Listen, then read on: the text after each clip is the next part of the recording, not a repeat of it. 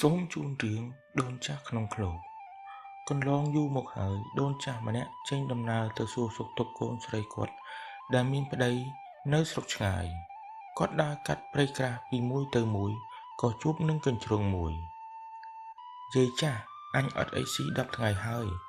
យាយឯងមិនអាចទៅទៀតឆ្ងាយពីនេះបានទេព្រោះអញនឹងស៊ីយាយឯងអស់ឥឡូវនេះហើយកញ្ជ្រោងនិយាយដូនចាស់ឆ្លើយតបថាសូមអត់ទ្រាំសិនទៅចៅសម្លាញ់អើយខ្ញុំសុំទៅសួរសុខទុក្ខកូនស្រីខ្ញុំសិនតែមួយខែទៀតទេខ្ញុំនឹងត្រឡប់មកតាមផ្លូវនេះវិញហើយសូមចៅឲ្យខ្ញុំទៅសិនចុះ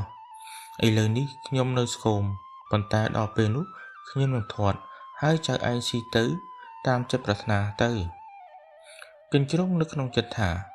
មនុស្សស្រីធាត់ជាអាហារឆ្ងាញ់ជាងមនុស្សស្គមដូចនេះវាក៏ឲ្យដូនចាស់នោះបន្តដំណើរទៅគាត់ក៏ស្រូតដំណើរដោយនឹកសង្ឃឹមថានឹងគ្មានសត្វអ្វីមករារាំងគាត់ទៀតទេគាត់ដើរមិនទាន់បានឆ្ងាយប៉ុន្មានផងស្រាប់តែស្ដេចព្រៃដ៏សាហាវគឺខ្លាធំចេញមកហើយក្រហមថាយាយចាស់អញអត់ចំណីចំនួន20ថ្ងៃហើយយាយឯងនឹងត្រូវជាចំណីអញភាវនាឲ្យហើយទៅលោកអើយសូមលេងឲ្យខ្ញុំទៅផងលោកអាចស៊ីខ្ញុំបាននៅពេលដែលខ្ញុំត្រឡប់មកពីសួរសុខទុក្ខកូនស្រីខ្ញុំវិញដល់ពេលនោះខ្ញុំនឹងធាត់ហើយមានឲ្យជារសឆ្ងាញ់មិនមែនស្គមកំប្រឹងអញ្ចឹងទេដូនចាស់និយាយឮដូចនោះខ្លាក៏បើកផ្លូវឲ្យទៅមិនយូរប៉ុន្មានស្ដេចស្វាមួយអន្លើ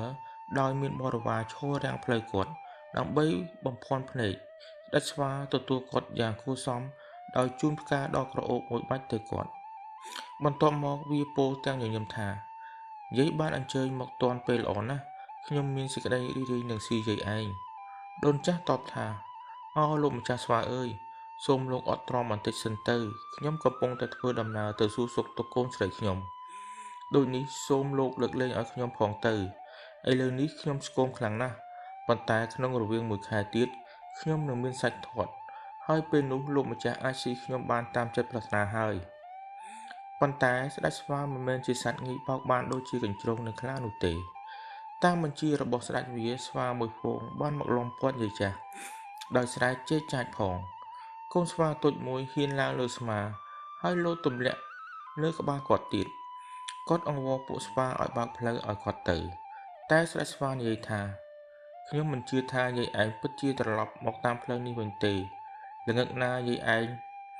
មិនស្បត់នៅចំពោះព្រះភ័ក្ត្រព្រះពុទ្ធនោះទេដូនចាស់ក៏ស្បត់ហើយគាត់ក៏បានត្រូវអនុញ្ញាតឲ្យបន្តដំណើរទៅទៀត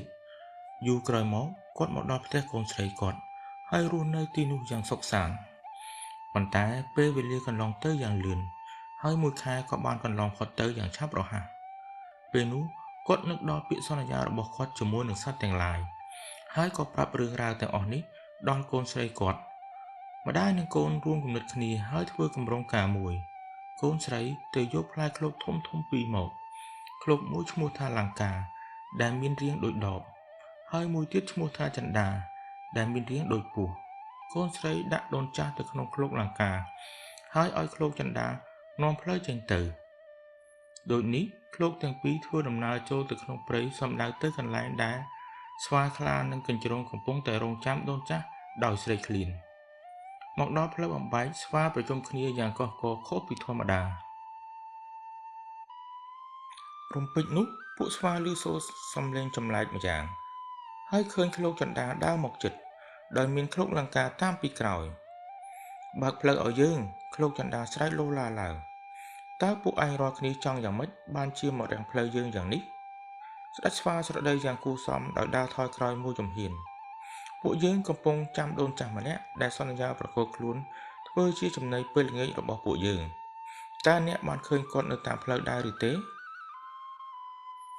តើយើងមានអ្វីតាក់ទងនឹងដូនចាស់របស់ពួកឯងឃ្លោកចន្ទាតបយ៉ាងក្រអឺតជិះចេញពីផ្លូវយើងរួចឃ្លោកចន្ទានិងលង្កាបន្តដំណើរទៅមុខទៀត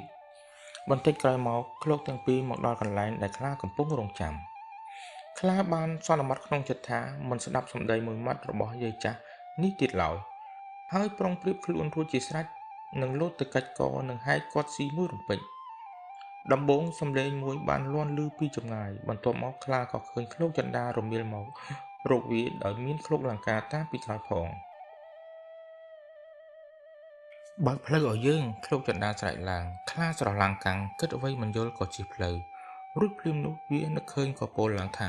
អូតើអ្នកបានឃើញយាយចាស់ដែលបានសន្យាប្រគល់ខ្លួនធ្វើជាចំណីពេលល្ងាចរបស់ខ្ញុំទេតើយើងមានតាក់ទងអ្វីនឹងដូនចាស់ពួកឯងឃ្លោកចន្ទានិយាយតបជិះចេញផ្លូវយើងឃ្លោកចន្ទានិងឃ្លោកលង្កាក៏ធ្វើដំណើរហួសទៅពេលនោះកញ្ជ្រោងបានឮសូរយានចម្លែកដែលរមាសកាត់ព្រៃវាមានការសង្ស័យណាស់វាក៏យកដុំថ្មស្រួចមកដាក់កណ្ដាលផ្លូវរួចវាទៅពួនចាំលបមើលពីក្រោយឈើមួយដើមបន្តិចមកឃ្លោកចន្ទានិងលង្ការមាលមកដល់ទីនោះយ៉ាងលឿនដូនចាស់អស់សំណោចខ្លួនឯងនឹងដំណើរដ៏ប៉ិនប្រសប់ដែលឃ្លោកទាំងពីរបានបំភាន់ភ្នែកពួកសត្វស្វានិងសត្វខ្លាក្រាក់ឃ្លោកលង្ការទង្គិចនឹងដុំថ្មស្រួចហើយបែករយៈពីលើដល់ក្រោមក្រវាត់ដូនចាស់ចេញមកលើផ្លូវពេលនោះស្វានិងខ្លាបានយល់កលល្បិចដែលគេបោកវាហើយដេញតាមមកដែរចំពេលដែលកញ្ជ្រោងរៀបចំស៊ីដូនចាស់តែម្នាក់ឯងសត្វឯទៀតនោះក៏រត់មកដល់ដែរដូនចាស់ដឹងថាពេលនេះគាត់រត់គេចមិនរួចពីក្រញាំសត្វទាំងនេះទេតែគាត់មិនទាន់អស់សង្ឃឹមឡើយគាត់សុខចិត្តឲ្យសត្វទាំងនោះស៊ីគាត់ប៉ុន្តែគាត់ស្រដីថាបើយកល្អអាំងខ្លួនខ្ញុំសិនទៅធ្វើយ៉ាងនេះទើបមានអស់ជារសឈ្ងុយឆ្ងាញ់លឺដូចនោះពួកសត្វនាំគ្នាបង្កាត់ភ្លើងអាំងគាត់អស់ត្រូវខ្លាចជាផេះសិនមុនពេលដាក់ខ្ញុំអាំងហើយខ្ញុំនឹងឆ្អិនមួយរំពេចដូនចាស់និយាយដោយសង្ឃឹមថានឹងអាចពន្យាពេលឲ្យបានយូរបន្តិចទីបំផុតពេលអស់ខ្លាចជាផេះហើយដូនចាស់យកថ្មមួយដុំមកដាក់កណ្ដាលភ្នក់ភ្លើងរួចក៏អង្គុយពីលើដោយគិតថាចំណីរបស់ខ្លួនមុខជាបានឆ្អិនក្នុងពេលឆាប់នោះហើយសត្វទាំងអស់ក៏បិទភ្នែកហើយសូត្រធម៌តាមទំនៀមទម្លាប់លៀមនោះដូនចាស់ក្តាប់ផេះមួយដៃរួចបាចចំមុខសត្វទាំងនោះធ្វើឲ្យពួកវាមើលអ្វីមិនឃើញគាត់ក៏រត់ចេញពីក្នុងព្រៃហើយបានរួចខ្លួនមុនពេលដែលពួកវាអាចបើកភ្នែកមើលបានវិញពោពេញដោយកំហឹងហើយថែមទាំងឃ្លានផងកញ្ជ្រោងខ្លានិងស្ដេចស្វានាំគ្នារកដូនចាស់គ្រប់ទិសទីប៉ុន្តែពេលនោះពួកគេលែងឃើញគាត់ទៀតហើយបាទសូមអរគុណសម្រាប់ការចូលរួមស្ដាប់ព្រេងនិទានខ្មែររបស់គ្នាយើងទាំងអស់គ្នាជាចុងក្រោយសូមឲ្យអ្នកទាំងអស់គ្នាជួបតែសំណាងល្អសូមអរគុណសូមជម្រាបលា